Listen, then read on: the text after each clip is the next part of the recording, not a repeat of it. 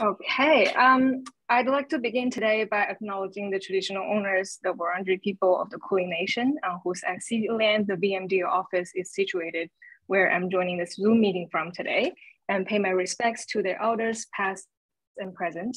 I extend that respect to Aboriginal and Torres Strait Islander peoples here today as well. Welcome to the online info session of Music Startup Amplifier, a collaboration between VMDO and iHUB. My name is AJ, and I'm the music business manager at the Victorian music industry. Letting people in. I'm the music business manager at the Victorian Music Development Office. If you're not familiar with VMDO, we are the Victorian music industry's professional support system. We assist Victoria's small and micro music businesses in reaching their full potential through research, professional development, and more. We are focused on supporting the Victorian contemporary music industry now and into the future. Today's info session will include a 20-minute presentation delivered by Tristan Forbes from iHUB, followed by a 10-minute Q&A. It would be great if you could keep yourself on mute during the presentation, and we'll invite everyone to turn on your mics and ask questions during the Q&A part of the session. Feel free to use the chat function as well to ask questions during the presentation, and we'll come back to your questions towards the end. So without further ado, I'll hand it over to Tristan to talk about our program.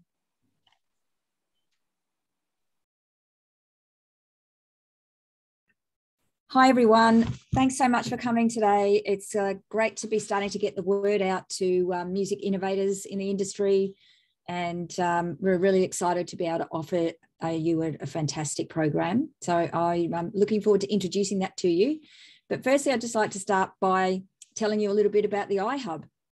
The iHUB is at the Australian Institute of Music, and it is on a mission to find, unite, and support music startups across Australia.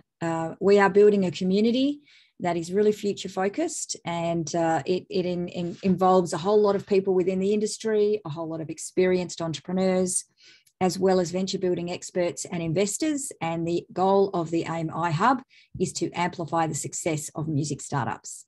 We also have Stephen Hunt with us today. Stephen Hunt is responsible for getting the iHUB off the ground, and he's also jumped ship for a lot of the time working with one of the startups. Do you want to say a quick hello in a sec, Steve, when you will come off mute? Yeah, sure, no problems. Hi, everybody. As Tristan said, I helped found the iHUB initially, but then I've jumped across to one of the startups, and so I'm now a co-founder and COO of Music Health, and we are digitizing music therapy. So really exciting, but I'm still a massive part of the iHUB, also as an angel investor myself, and one of the mentors as well. So I've kind of straddled across lots of different aspects of it. Great, thanks so much, Steve. So we have an incubator. The iHUB is an incubator at the moment, and we have 8 companies in there. Music Health, Steve's company, is one of them. Just to give you a flavour of the other companies that we're helping at the moment, we have loadin.com. They have created a platform that helps with artists advancing at music festivals, and they're doing amazingly well, launching in the UK. We have Dartbase, which is a place for artists to be found and to have transactions with potential customers through a platform called Dartbase. We also have Fairphonic, which is like a digital fingerprinting tool that helps protect artist rights online. Inverse is a VR filmmaking company that are live streaming VR music concerts, and they are also sort of taking that platform to the next level, and it's becoming a metaverse play as well. We also have Listen Up Music. Some of you may have heard of Listen Up. They are very much ingrained in mental health of artists, and they have a new product that has huge potential. We also have Mixopia, that is co-creation of playlists. And we have Orisons that are all about not just hearing music, but feeling it. And they have created an amazing way of using haptics. And it's at the moment in a chair, and they're talking to major vehicle manufacturers in Europe. So these are the companies that we have in the incubator so far. And we are on the lookout for other fabulous music industry startups that we can support. And that's what this initiative is all about. The way we support them is we build a community of experienced entrepreneurs, industry experts, venture building experts, and investors. And you can see here's some of the names of the people that we have in our mentor network already. And this network, this isn't the whole list even, this is just a snapshot. And this network that we're building is growing every week. And it's really exciting to see the industry getting behind music startups and really understanding their value and helping amplify their success. So we've got 3 partners with us on this initiative, on the Music Startup Amplifier initiative, and we're really excited to let you know who they are. Jackster is one, you're probably all very familiar with. Side Stage Ventures is another, which is a new sort of investment vehicle that's just launched, and they are seeking out and investing in music startups. And we have Listener, which is the SCA network, and they are a major entertainment industry operator. So it's amazing to have them as part of this initiative as well. But stay tuned because we are hoping to announce more partners soon. So what is the Music Startup Amplifier? Well, this is an opportunity for you to learn how to build a startup from experts, be mentored by the best in the business, talk to industry insiders and industry gatekeepers. And so if this is something that you think would help you with your business, you're in the right place. On the 24th and 25th of August, select startups will be invited to come along to the Music Amplifier Bootcamp. And we're going to run you through a series of lean startup masterclasses. We're going to bring experienced entrepreneurs into the room that you can chat with. We're going to have people from industry that you can drill and ask all the hard questions and sort of try and find ways to make your company more impactful and work.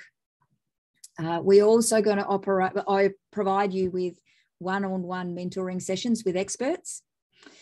And we're going to introduce you to key industry people at an industry mix and networking event. We will also have the Side Stage Ventures investors there. We've got Quentin from Archangel Ventures there, and Lisa Fedorenko from Alberts will be there. So it's a pretty cool lineup. We are looking for the top startups, and we can offer those top startups exclusive one-on-one opportunity to pitch to the Side Stage Ventures team. Sort of the top 3 startups will also have an opportunity for ongoing mentoring at the iHUB, and you'll have very generously provided a $1,000 voucher to the co-working space at the Music Market in Collingwood. So we're looking for about 15 startups to attend the bootcamp. And then from that, we're looking for the really hot 3 startups that we can then keep working with. So yeah, lots to play for. So I thought I'd just pause and give you a bit of background because I understand that, that this is the first time that the music industry has really organised itself around this sort of startup innovation idea. So I thought it would be good to just provide a bit of an overview as to what actually is a startup. I've worked with startups since 2015. I've worked with about 100 companies so far, more, and I've worked across a whole lot of industries, from deep tech to ag tech to creative industries tech, gov tech, and pretty much any kind of the big software platforms like AI and VR and blockchain and all sorts of things. So the way that I would describe as a startup is it's a company that's globally ambitious. It's solving a really big problem in a unique way. By solving that problem, it's disrupting or redefining an industry. Generally, these companies are tech-enabled because they need to be able to scale really quickly. And so it's the technology that enables them to scale. They grow really fast and they eventually generate massive sales. So you don't have to be thinking that your company is this today. This is sort of where you'll end up. And we're very happy to help you along that process. So if you've come along to the information session today and you may just have an idea rather than a big a company that's generating revenue, that's fine. It just sort of needs to be solving a big problem in a unique way, and has the potential to be even bigger. And this is what we're here for, to help amplify your success. So just to give you an idea, and jump in anytime, Steve, if you want to give some background on some of these companies. But here's some examples that you may have seen already in the market. Vamper, it's a collaboration tool. They have 1 million people around the world, musicians. It's like social networking for musicians that are all on that platform. It's an amazing platform. And Josh and Baz Palmer, who are the founders of Vamper, are part of our mentor network. You may have all heard of Tixel, which is an easy way to buy and sell tickets, secondary market. I'm not sure whether everyone's already heard of Jackster. Jackster are doing music licensing, and they've got over 350 million records already on their site, and it's a global category of music rights ownership. Serenades, looking at working in the NFT space, and they recently covered the NFTs for the Brit Awards, and they're doing amazing things with artists. Spotify, original startup. That was a startup, and now look at it. Gives you an idea of how big we can be talking. Song Trader, amazing, doing an amazing job of music licensing access. That's another disruptor. And then a few more here. Muso, they are a booking platform, and they're not just booking not just single venue, single artist. They're now working with hotel groups that have a number of locations, and they're programming artists for all of their events across all of their locations. So it's pretty exciting now in the UK. We have Emanate, which is blockchain, enabling artists to release music and build fan bases on blockchain. And we have Melody, which is a library, a catalogue, easy access to music licensing that's going to be pretty big. And AJ, this is one of your favourites that you've come across in your festival management. Yeah, I thought it was a great example of a music startup, because I believe Master Tour was started in the early 2000s by a group of former tour managers who know about every little detail involved in touring of all scales. And Master Tour tackled a very niche market of people working in the music industry and provided a solution to managing touring logistics. And I like to think that Master Tour revolutionized the way that tour managers, artist managers, and crew members and artists approach touring, and a lot of people can't live without it. So that's why I thought it's a really good example of how startup can change people's life working in the music industry. The same with Load-In, which is the iHUB supported app. It's a centralized communication tool built for festival promoters, production managers, artist liaisons, and tour managers. It takes away most of the hassles of advancing a show and probably saves people from sending and receiving millions of emails. I'm a big fan myself, and I see huge potential in this company and product in going global. Fantastic. Thanks, AJ. Great context. So this is my very crude diagram of the music industry's value chain. And every one of these boxes is just a different aspect of the industry. And I haven't even got them all on there, but you can sort of see the grey ones have been around for a while, and the darker the yellow, the orange, the more innovation is happening in these areas. So there's just so much scope. And we are really keen to hear about all the innovation that's happening, all the ideas that are out there for sort of transforming the way things are done. Yeah, there's lots of opportunity. So what is the criteria for joining the Amplifier? Well, we are after Victorian-based businesses. You can be at any stage. You can have like a really solid idea, or you can be maybe at a scaling up, which means you've already got customers and you've already got revenue. We are looking for really hot teams, people that are unstoppable and that are determined to get their product in the market, and that, the right group of people. It has to be an attractive market opportunity. So when Load-In came along, there was no other tool for helping to advance artists, and it was just wide open and a brilliant opportunity to capture the whole market. And it needs to be a product that step changes the way things are currently done. We're looking for products that are, 100% better than the current alternative. 10% better products don't seem to work so well. It's hard to get people to switch. We're looking for dramatically better ways of doing things. And we're also looking for companies that we know that our mentor network can help. So what you will receive through this Amplifier initiative is three things, really. You'll get access to knowledge. You'll get to talk to people that have been there, done that. You'll get to talk to IP experts.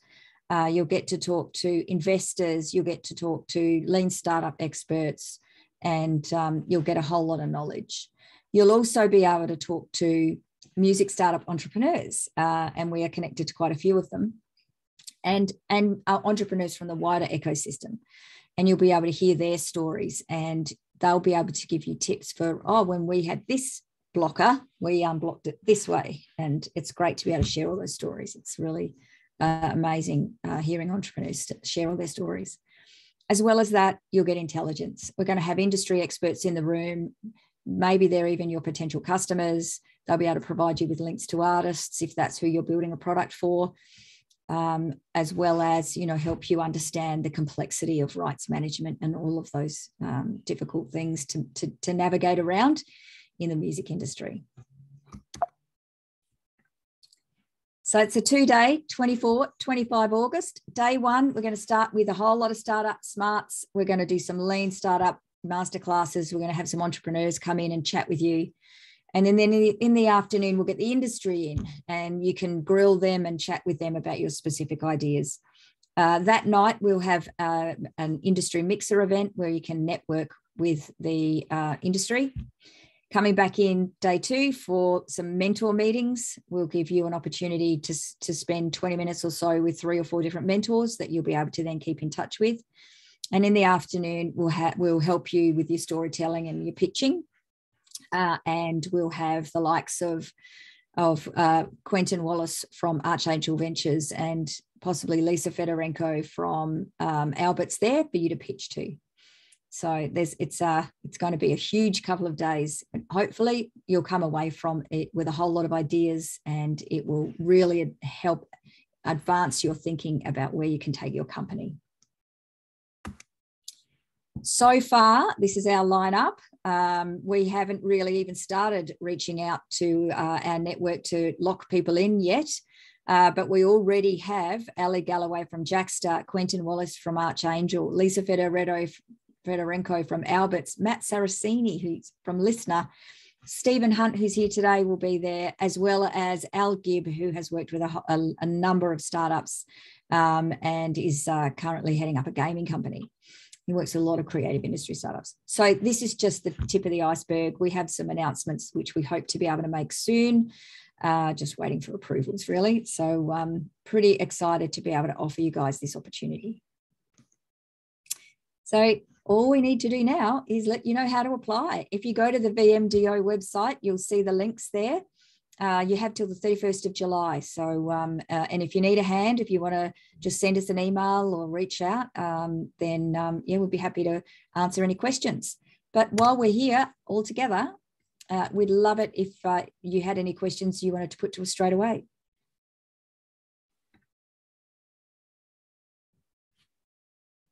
All right. Thanks so much, Tristan, for the very insightful presentation. An applause. So I'd like to invite everyone to turn on your microphone and ask any question that you might have.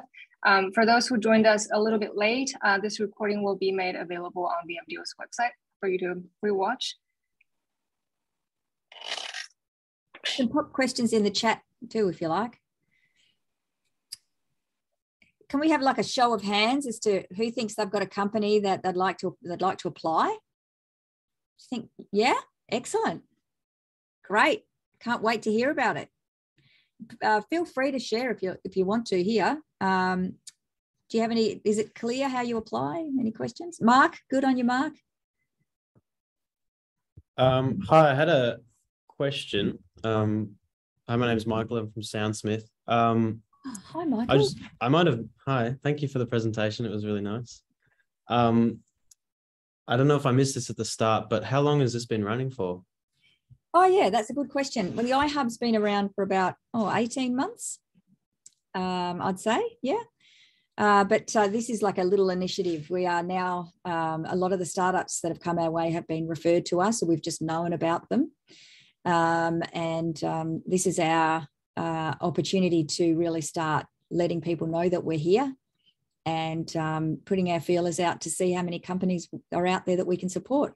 And interestingly, Michael, somebody has referred Soundsmith to us, so I was going to reach out to you. So it's awesome to see you're here. Yeah, Andrew, I don't know, Andrew Rouse told me to jump on this, so yeah. Brilliant. Great to see you, yeah. I had a question for you. Thank you for that. Really insightful. I'm looking forward to getting involved.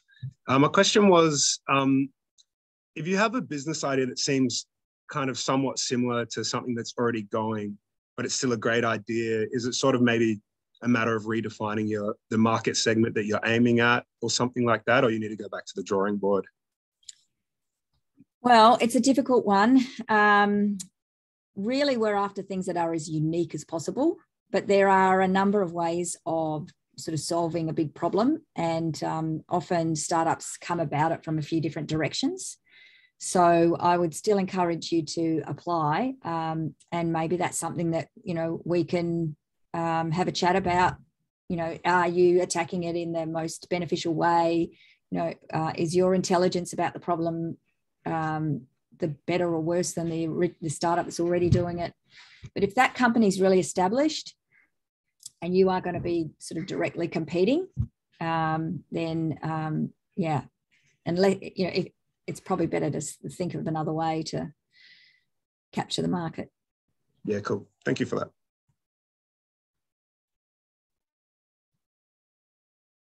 Any more questions? Any more sort of clarity we can provide you about startups and music startups? And everyone's very quiet. We're really open and sharing. You don't have to be shy. Mark? Yeah, got a question. So how much of these, I mean, there's been a lot of disruption obviously over the last few years, and so how much of these have been sort of I guess are still continuing their businesses, I guess, is my question, number one. Number two is, are you able to send a list of those existing ones that have gone on? That'd be great to have a list of those, and perhaps you can do some bit of research that way as well. That'd be great. Yeah, sure. Well, you know, the whole idea of running a startup is that, you know, right from day one, you're testing your concept in the market. So there's a whole philosophy in the startup sector about failing fast, and that, you know, if you have an idea, you go out in the market and you test it. And as you're testing it, you're learning more about what the market is looking for, and you're adapting your model to suit the market. So you're actually building a product that is really fit for purpose. So if you have a startup and you go out to market and you're not really getting any traction, and, you know, you're playing around with different ways of doing it and you're still not getting any traction, then you've tested it. You know, you've done your best. You've gone out there with an idea, you've tested it, you haven't got any traction. So it's like, it makes sense to go and do something different. So I might just build on that, Tristan. I mean, out of the iHUB so far, I don't think any of the companies have failed, but an interesting story, one that did, I guess, graduate and leave, was Serenade. And they came to us at the beginning. They were doing, I guess it's Cameo for music. So they would get musicians to come on to Serenade, and they would perform a song specifically for that person, who often will have paid up to $1,000 or so for Paul Kelly to sing to her door for your dad's birthday, something like that, right? And built a really good business really quickly. And then just saw the opportunity with NFTs and made a really big right swing pivot and went after that and raised $6 million recently and is killing it. So his business that he initially started, which is still going in that he still has that sort of rolling along, just for the founder in particular, he felt that it wasn't ambitious enough. So he changed his idea to go after an emerging space where he thought he could make a much bigger play and build a bigger business. But it was an interesting one where, the original idea still could have worked. It just he wouldn't have raised $6 million, that's for sure. So he would have just kind of kept plodding along. And I think he was also a bit concerned, probably putting words in his mouth here, but like that it was a bit of a COVID lockdown specific reaction, that he was able to get all that traction with people, doing those kind of virtual individualized concerts. And that there was a concern, I know at the time, that once artists were back touring, would they have time to spend at home serenading their individual fans? So, but either way, incredibly successful business so far that are doing some really great things, and mainly based in the UK, which is why they kind of graduated out of our program. So, but yeah, so far, correct me if I'm wrong, Tris, but I don't think anybody's quit yet, which is pretty good, because 9 out of 10 startups tend to fail. The stats aren't great. Yeah, no, we're having lots of success. And I think Music Health is a perfect example, Steve. I mean, just through the connections in the iHUB's mentor network, do you want to tell the story about your Universal relationship, Steve? Yeah. I guess within iHUB, they have a partnership with Universal Music, and Universal globally offer startups a couple of incentives to help them bring their ideas to life. And so one of the biggest problems with Music Health in bringing our first product to market was that we need to license music. So our first product's called Vera, and it's designed for people with dementia. It helps them find songs from their past that trigger memories. So those songs have to be in their memory, and therefore we need the Beatles, we need the Rolling Stones, we need real good popular music from the past. That means you've got to license it. And if any of you have worked in music licensing or the music industry, you'll know that that's an expensive, very legal and long, drawn out, complicated process. So Universal actually gave us an innovation license. So a very cheap, inexpensive, wasn't all the music, but it was enough to build a prototype and do some research and testing. And then based on the success of that research, we could raise money, and then we could go back to Universal and do a fully global license. So yeah, that is all made possible because we had these connections that were brought through the iHUB. But that's going to be a really common problem for a lot of people who have an idea that you might want to test, is like, great, but how do I get music? And being a music startup, that's one of the biggest hurdles. So it's really exciting to see. And most of the labels now have a program like that, where they'll be able to help you navigate the world of licensing, at least to test and validate an idea before you actually have to go through the full process, which does require a lot of investment, not just in the lawyers, the time, but also you generally have to do a minimum guarantee. So it's not a cheap exercise. Thanks so much, Steve. That's great context. Yeah. All right. Any more questions?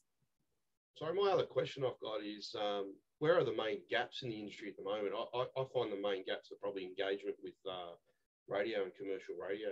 And that's one of the main areas as an artist. Probably hard to get, as you probably saw the recent survey, there was no Australian artists on the local charts. Even the film market's hitting the same thing. Being subscriber world we live in and streaming world, that's the way it's going. But there must be a big hole there for promotions or some other way to get into those areas. So what are the other gaps in the industry at the moment? Well, there's quite a lot of connecting artists with their fans. There's so many opportunities for improving how that's being done, and just in general marketing of artists. We're going to have Matt Saraceni from Listener at the boot camp, so he'd be a good one to drill about what's happening with connection with the commercial radio stations. But there's quite a lot of opportunity in all sorts of ways. Power to the artist through Web3. Help me out here, Steve. I was just going to say that's a huge one. Yeah, I like to think about it as what is music crossing over with. And so obviously our company's focused on the crossover with health. We think that there's a huge opportunity to play in that space, or music crossing over with fitness, which is probably a subset of the health category, is another area. But I think, as Tris said, using Web3 or blockchain technologies to bring the artist and the fan together is a really hot space. I think you're seeing that with NFTs and with the success of someone like Serenade that's raised $6 million internationally to go out and chase that. You've also got DAOs popping up, so Motor DAO in Australia. It's just been doing a big launch in New York. They had Dead Mouse on stage for it. And then the guys at Emanate are trying to leverage blockchain to basically create something like a Spotify. So there's lots of different opportunities in that space, but it's really new. So I think it's one of those really interesting areas, because if you can create value between a fan and an artist relationship, then you will build a good business. And there are so many different ways that you can add value in between the two. So because traditionally there's been other big companies getting stuck between that relationship, but that's all changing very fast. And I think you're also seeing that this change with these technologies, we've been looking at it for about 5 or 6 years. So it's not completely new, but I think a lot of the companies that went after it early have floundered and not made it through. And so, because one of the things I always say to a founder is you need kind of 3 really good things. You need the team, which is probably, in my opinion, the second most important thing. You need the idea, which is, I actually think, is the third most important. But what's number 1 is the timing, that you take the team and the idea and have a go.